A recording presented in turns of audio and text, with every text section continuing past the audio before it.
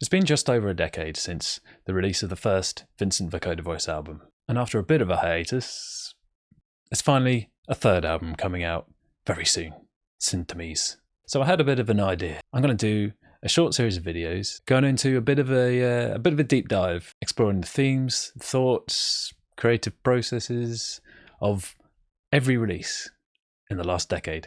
There are a handful of people for whom Vincent Vocoder voice really means something, and their support and encouragement has been amazing. You've picked my brains outside venues. You sent me thoughtful emails about your favourite songs. You buy every release. You even post up deep dives into lyrics and what they mean to you.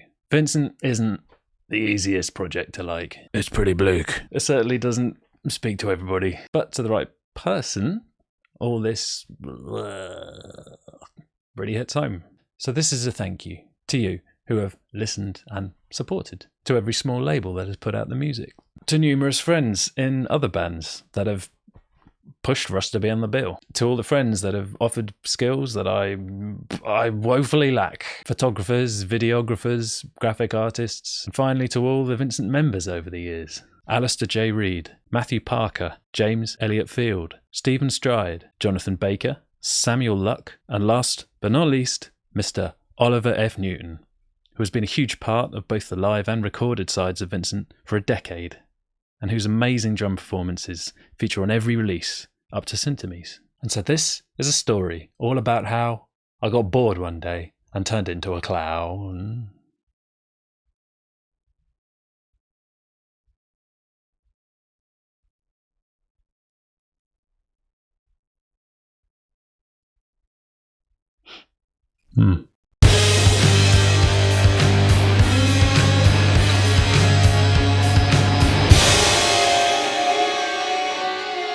Vincent Vocoder Voice is a project inspired by many things, but to get under its skin, I need to explain one thing that has had an outsized influence on all aspects of my life: emetophobia.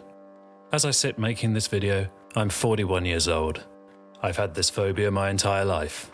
As anyone who shares this fear can attest, it is a wretched thing to have. For me, it manifests in many ways. I'm underweight because of disordered eating. I avoid any food that might have the slightest chance of making me sick. And my own sensations of digestion, be that being hungry, being full, or anything in between, can crescendo to a panic attack. Paranoid, obsessive-compulsive safety behaviours. Never touching door handles, keypads, railings. In fact, anything anyone else has touched, or might have touched, for fear of contracting stomach bugs. A fear and mistrust of people. Do they look all right? What if their partner has been ill this week? What if their co-worker has given them a stomach bug 34 hours ago? The average time from infection to becoming symptomatic for norovirus being 36 hours. And it's just sitting there, slowly multiplying in their small intestine as I scan their face and body language for signs of internal discomfort.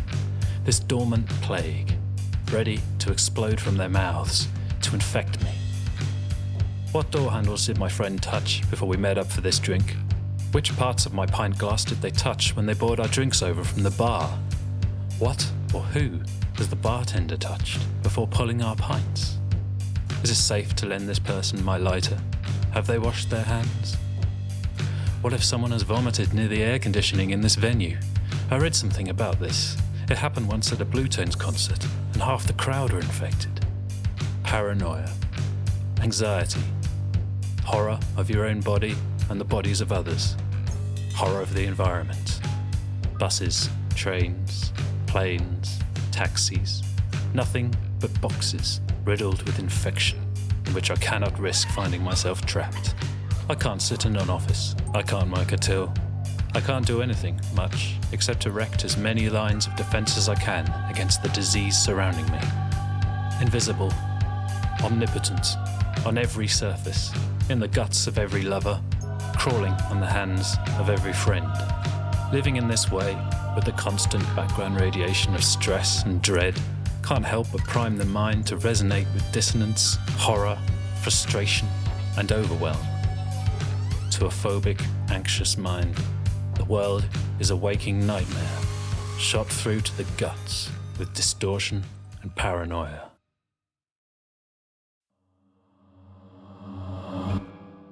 The second big influence is pessimism, or a severe allergy to optimism, both philosophically and its overwhelming and baffling dominance of culture. The human being is represented as a one-dimensional creature, with these attitudes reinforced by a strict set of cultural taboos imposed from outside and, even worse, from within. We are a guilt culture, not a shame culture. It's a hangover of Christianity, even in atheists. There is a reason the Vincent Vocoder voice record begins with a reference to the Jungian archetype of the shadow, for to repress, deny, and vilify the messy and unflattering parts of our psyche leads to uncontrollable outbursts of repressed anger and unconscious grievance.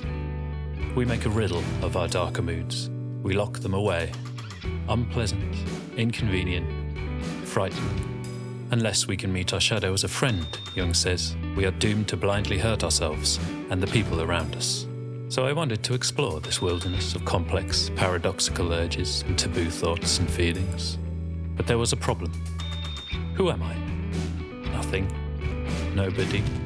I'm a hollow man. A chump in a t-shirt. To explore these things artistically under my own name seemed kind of antithetical to the themes I wanted to explore. How can I write songs about the ego being a toxic illusion that stand before the world as a person? Alexander Ross Peterson. I've always been a fan of records existing in an hermetically sealed universe. To use my real name felt like a betrayal of the vision. The theme, the message, the aesthetics. How best, then, to approach such compositions? If not me, who sings? Who is this voice from the collective unconscious? What mask would it wear? What bandages would I throw on this invisible entity so it may step out from the Jungian shadow into the light of the world? Piero, the weeping clown. Like Heraclitus, the weeping philosopher, a pre-Socratic with a penchant for paradox. Black and white, things flow and shift, much like the Taijitu, a reference to another powerful influence on the record, Taoism. There's a fable in Taoism. An old master sits by a stream. Two men approach him from the emperor's court. The master sits on the stream bank, splashing his feet in the mud and the water, watching the turtles. The men have a request. Would he come and join the court and be the emperor's most respected advisor? And the master says, you know that huge turtle shell that's on the wall of the courtroom? A ceremonial piece, greatly lauded and treasured. Now, do you think that turtle wanted to be killed and hollowed out and mounted on the wall and be this object of great reverence? Or do you think it would have been happier sitting here like me, splashing around in the mud? And the men look at each other and admit, probably, it would have been happier splashing around in the mud. So the master says, well, fuck off then. There is a line in the Tao Te Ching. Tao endures, your body dies. No danger. Because you're nothing. All joy and suffering is an illusion. The universe has no inherent morality. There is no afterlife. Your life is a morass of meaningless striving and suffering. To seek a point to it all, to believe in anything beyond the meat of yourself and the basic needs of your body, is folly. So, that's that. We can accept all our striving and suffering as a silly mistake to be shrugged off. The universe doesn't care, so why should we? That's that. But is it really? Not as far as we're concerned. Here I bring up Isa's famous haiku. This dewdrop world. It may only be a dewdrop. And yet, we may know perfectly well the universe is a cosmically nihilistic void and the self is an illusion. But can we internalize this? Can we delete our own egos? Can we simply accept that our morality, our emotions, our motivations, our joys, our tribulations, our lust for achievement and meaning, all of it is kind of a bad joke we play on ourselves? A terrible error to be discarded and forgotten? If we realize our suffering isn't real, and our failures and disappointment are of no actual consequence, should we not simply just accept the path of inner peace and self-abnegation? And yet, we are trapped, doomed to project meaning into a meaningless universe, doomed to seek meaning when there is none. doomed to suffer pointlessly and give credence to our illusory suffering because of a simple fact. Our illusions hurt. And out of all these thoughts, and out of all these influences, Vincent Vocoder was born. Vincent, the demiurgical figure, a Gnostic entity, a jester of the desolate empty heavens and a cartographer of the most hidden and shameful parts of the unconscious at war with itself. Sometimes sympathetic, sometimes apathetic, at times even cruel, but always watching. The void of the Tao, the clamour of the day, a voice inhuman, a distant drone from the horizon where the subjective meets the objective, where our illusions of there being something real beyond our fantasies, God, heaven, meaning, purpose, love, and of being someone, crest and break against an impenetrable void of nothing. Finally, Vincent Vocoder had a name, a face, and a place in the cosmos. I had my framing device for the album I wanted to write. I had my narrator.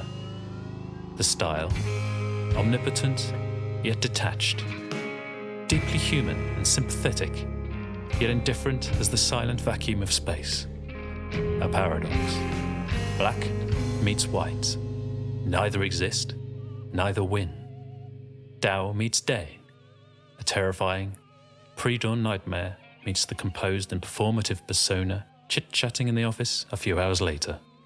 The album's core message: you may run all you like, but you cannot hide from yourself.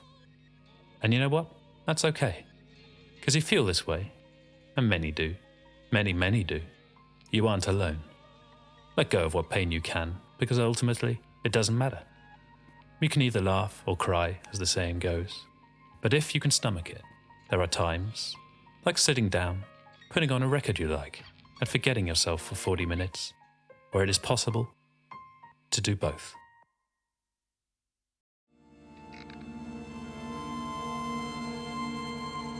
Kita Lynch, my housemate at the time, also happened to be a talented photographer.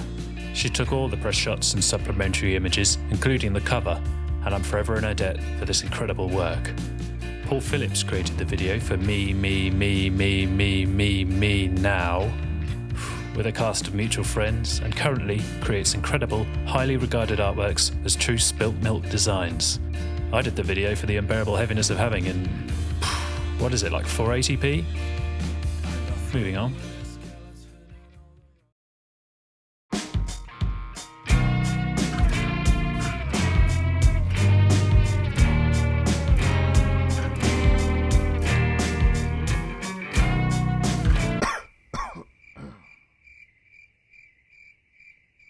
Remember when I said Vincent Vocoder isn't for everyone? Yeah. It quickly became apparent to me that Vincent was a strangely divisive project. It either resonated with you, or it comes off as ugly, baffling, and pretentious. The initial reception left me with some doubts. Did I make the right decisions creatively? Did the philosophy behind the record translate? Over time, I think I've come down on the only stance I can take. I can only try my best. I can only do my best. And if anything I write resonates with just one person, then it's a win. There's no point trying to second-guess a listener. Be as honest as you can, write the best songs you can, and fuck pandering. If people find it pretentious, then they're right. It is pretentious. Pretension is a valid criticism. It's a valid stance. It's a subjective stance. There's a phrase I love: the wilderness of mirrors. That's what awaits you as an artist if you try and create a piece of art catering for anything beyond its own ends. Stick the course. Stay true to the vision, no matter how antisocial, no matter how insane. Art first, always. Incidentally, my favourite ever quote summarising Vincent came from the NME. Think St. Vincent and part chimp tied up in Gasparno's basement. Nice. So that's it. If you have a question about any aspect of the record I haven't covered here, make a comment. I'll do my best to answer.